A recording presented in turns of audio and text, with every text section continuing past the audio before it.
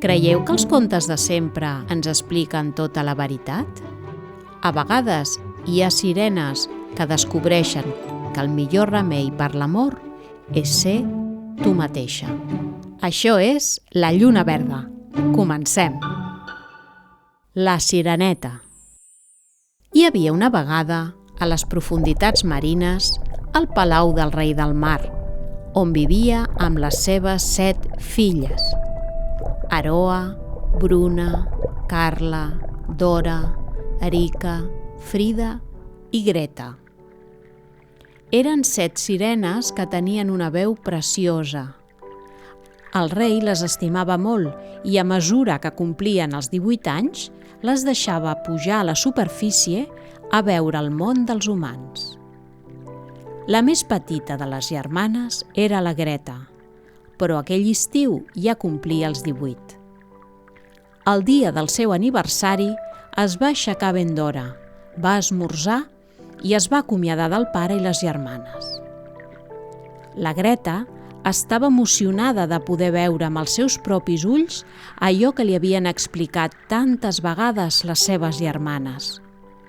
Desitjava tenir unes cames molt llargues amb les que poder córrer i explorar tots els racons de la terra. Quan la Greta va pujar fins a la superfície, el mar estava picat i el cel ennuvolat. A l'horitzó va veure un objecte gran que es balancejava entre les onades. Seria allò un vaixell? Tenia uns pals llargs amb uns trossos de roba que el vent feia moure. La Greta es va apropar i llavors va veure per primera vegada humans. Ostres, és veritat! Són com nosaltres, però tenen cames i peus per caminar. De cop i volta, les onades eren cada vegada més fortes i feien trontollar el vaixell. Les persones que eren a bord cridaven i es movien de proa a popa.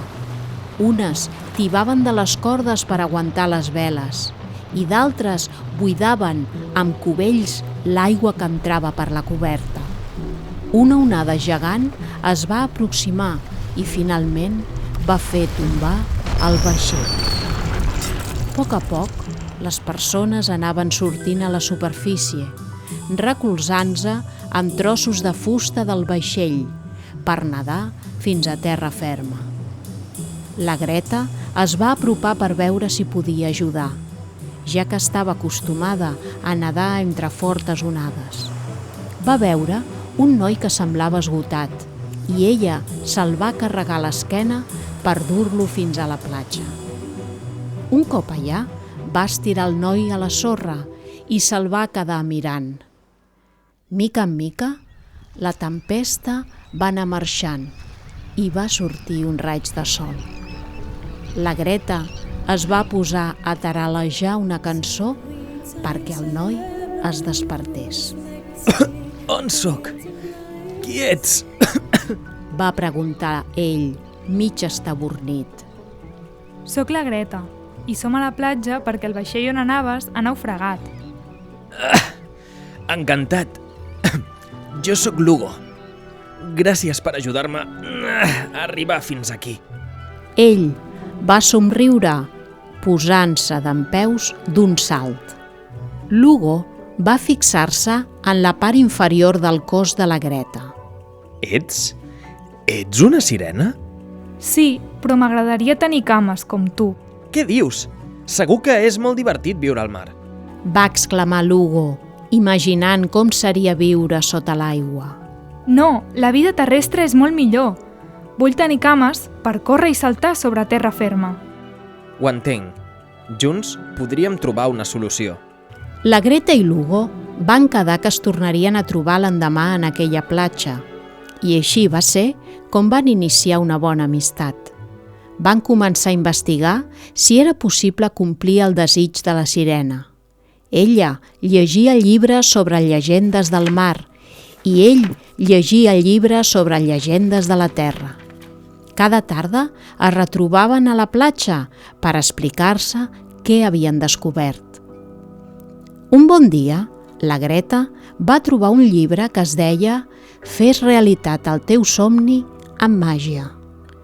En ell hi va trobar una vella llegenda d'una bruixa que vivia en el gran escull de coral i, sense dubtar, es va acomiadar de Lugo i va posar rumb cap allà amb la seva millor amiga marina, la tortuga Isona.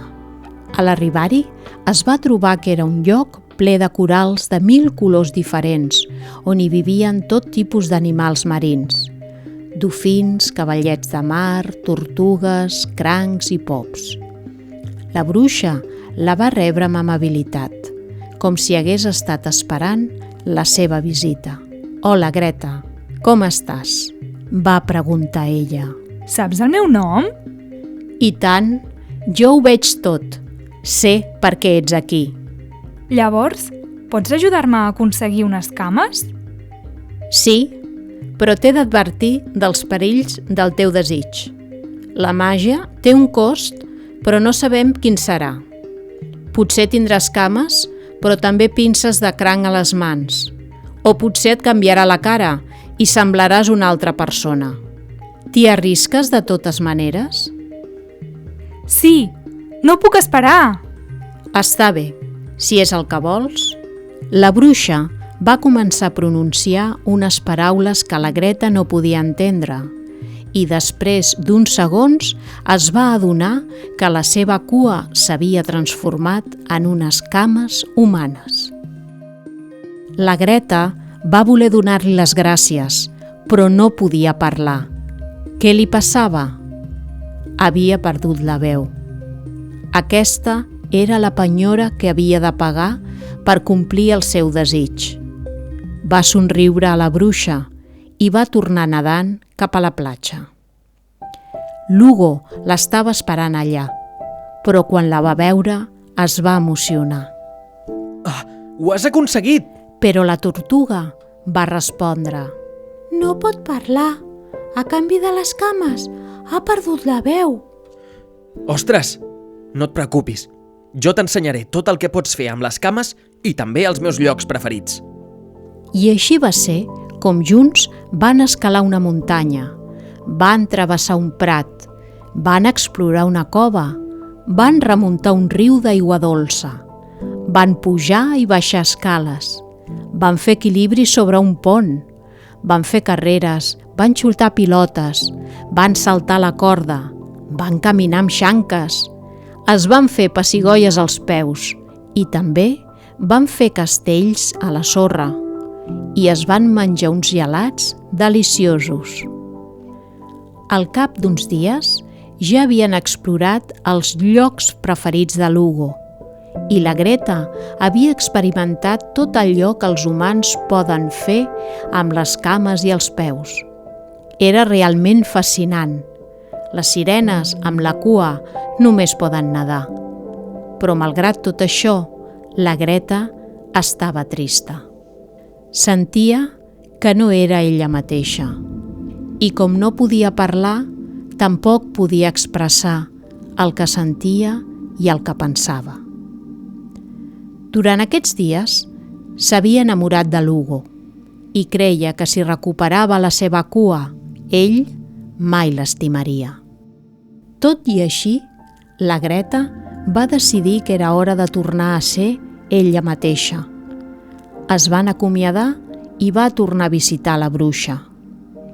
Aquesta li va tornar el seu aspecte i la Greta li va donar les gràcies per haver-la ajudat. El dia següent va tornar a pujar a la superfície per trobar-se per última vegada amb Lugo. Hola, Hugo. Com estàs, Greta? Trista. M'agradaria tenir cames sempre per poder anar junts on fos. Greta, jo vull estar amb tu. T'estimo. Jo també t'estimo, però no sóc com tu. Segurament trobaràs algú que tindrà cames i et farà molt feliç. Lugo li va agafar la mà a la Greta i li va dir: M'agrades tal com ets. És cert, no he de canviar per agradar-te, perquè si no m'estaria traicionant a mi mateixa. En aquell moment, tots dos es van fondre en un petó. I així va ser com Lugo i la Greta van descobrir que l'amor és acceptar l'altre tal com és. I, conte contat, ja s'ha acabat. Per cert, saps què tenen en comú tots els noms que apareixen en aquest conte? Aroa, Bruna, Carla, Dora, Erika, Frida, Greta, Hugo i Zona. Comenteu la vostra resposta en el vídeo de YouTube. Us hi esperem.